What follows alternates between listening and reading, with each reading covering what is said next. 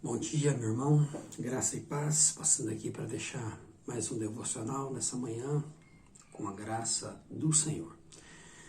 Nós estamos meditando na carta de Paulo a Tito, nós estamos no capítulo 1, fizemos algumas considerações até o verso 7, do verso 5 até o verso 9, Paulo faz algumas observações a respeito da nomeação de líderes, da escolha de presbíteros, daqueles que irão governar a casa do Senhor. Ele diz que deixou Tito lá com essa função, com uma dessas, né? Essa função faz parte da responsabilidade de Tito em organizar a igreja, nomear líderes e ensinar a sã doutrina. Ele nos deu a primeiro momento o que o presbítero deve ter, né? Ele está ainda dentro desse escopo, nos mostrando isso. Ele disse que o presbítero deve ter uma vida irrepreensível, deve ser marido de uma só mulher, os filhos devem partilhar de sua fé, não serem rebeldes, não terem uma vida devassa. Ele nos diz que o bispo deve administrar bem a sua casa e ter uma vida irrepreensível, não deve ser arrogante, nem avarento, nem briguento, nem um bebum, né? Nem dado a excesso de vinho, nem ser violento, e não pode ser desonestos, né? Buscar um lucro desonesto. Mas Paulo prossegue no verso 8, dizendo assim: em vez disso, ou seja, mostrou que o bispo algumas coisas que o bispo não deve fazer no verso 7, no 8 ele diz assim: em vez disso, deve ser hospitaleiro e amar o bem, deve viver sabiamente e ser justo, ter uma vida de devoção e disciplina, deve estar plenamente convicto da mensagem fiel que lhe foi ensinada, de modo que possa encorajar outros com o verdadeiro ensino e mostrar aos que se opõem onde estão errados. No verso 8 e 9, Paulo nos mostra agora que o bispo deve ser um homem da palavra. Deve ser um homem que deve abrigar as pessoas, ser hospitaleiro, ser amável, amar o bem, mas ele deve fazer isso por quê? Porque ele é devoto, ou seja, tem uma vida de devoção à palavra do Senhor. Ele deve viver uma vida estruturada no Evangelho, uma vida pautada no Evangelho, uma vida de disciplina e devoção, ou seja, o exemplo que ele expressa em sua vida é proveniente da Escritura, é proveniente da palavra. Por isso, o bispo deve ser apto ao ensino, ele deve estar preparado, alguém que não só ama a Escritura, alguém que vive a Escritura, alguém que ensina a Escritura, alguém que experimenta realmente a Escritura em seu dia a dia, deve ter uma vida de devoção, de piedade e disciplina. Não pode ser alguém indisciplinado, mas alguém que com a sua vida pode ser experimentado, pode ser percebido que ele é alguém que se dedica ao Evangelho, à vontade do Senhor. Uma outra coisa que Paulo mostra é que o bispo deve estar plenamente convicto da mensagem fiel que lhe foi ensinada. Essa mensagem fiel é o Evangelho. Por isso o bispo deve ter plena convicção, conhecimento, estar certo, ter domínio, manejar bem a Escritura, né, dessa mensagem fiel que lhe foi ensinada, porque não só os bispos, todo cristão, mas isso recai com mais evidência naqueles que lideram a igreja, eles precisam estar preparados para anunciar o Evangelho, para corrigir, para encorajar, para mostrar aqueles que se opõem ao Evangelho por meio da palavra do Senhor. Isso requer conhecimento e isso requer estudo, isso requer busca, isso requer leitura de bons livros, isso requer um estudo sistemático da Escritura, das doutrinas do cristianismo. As doutrinas devem ser estudadas, devem ser cridas, devem ser vividas e devem ser ensinadas. Então, observe que Paulo nos mostra que ele deve estar plenamente convicto da mensagem fiel que lhe foi ensinada. Ou seja, então, Paulo dá essa incumbência a Tito.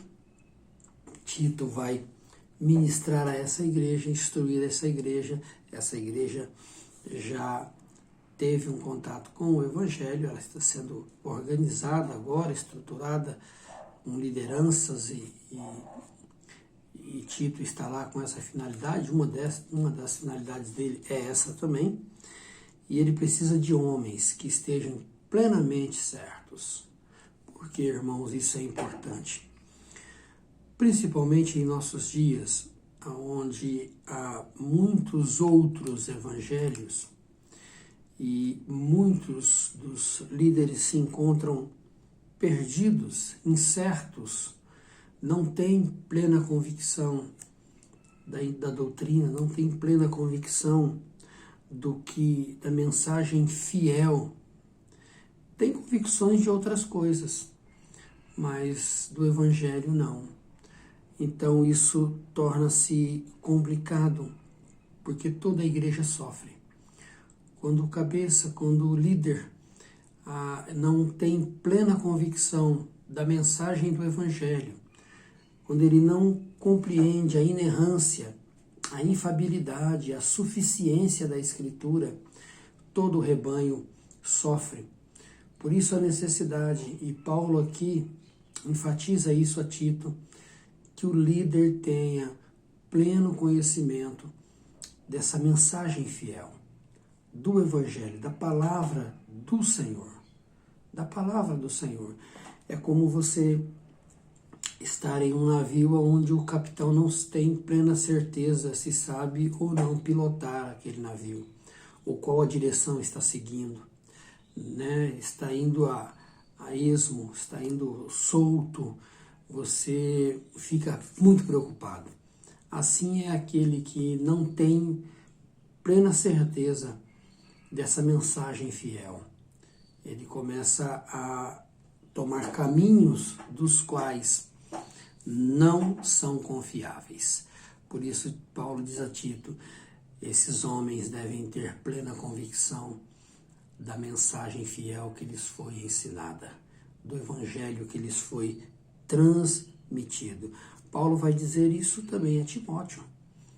Timóteo, transmite, lembra-te de quem você aprendeu as Sagradas Escrituras, né, do testemunho das pessoas, de como lhe foi transmitido, e transmite-o a homens fiéis, idôneos, para que estes possam transmitir a outros,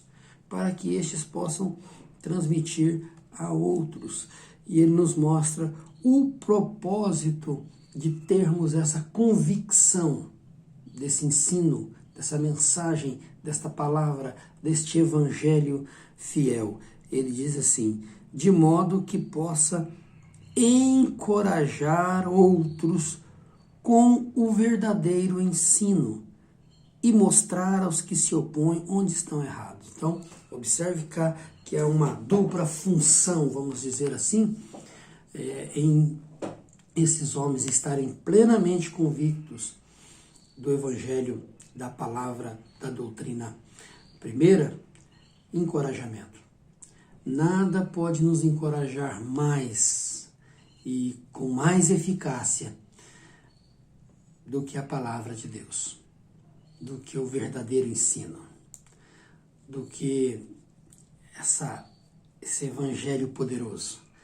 O verdadeiro encorajamento para todos nós, em todos os momentos da vida, é proveniente da Escritura.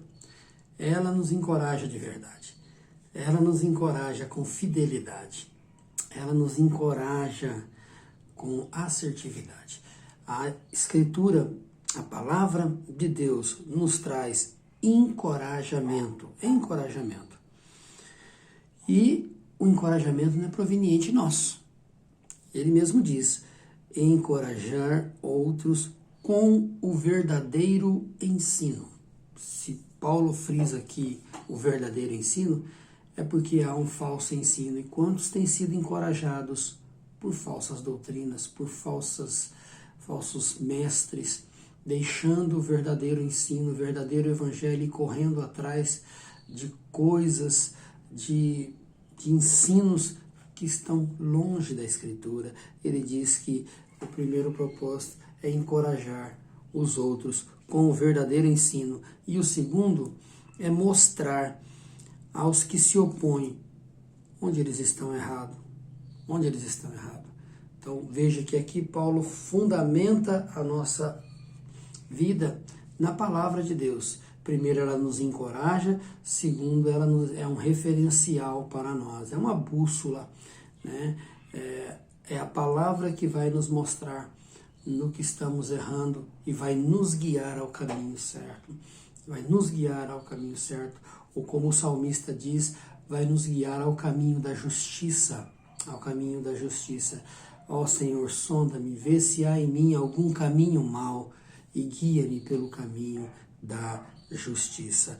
Então a palavra do Senhor, mais uma vez, sendo mostrada por Paulo como suficiente, inerrante, infalível, apta para nos instruir, para nos corrigir, para nos educar na verdade, para que possamos viver uma vida digna do chamamento de Deus.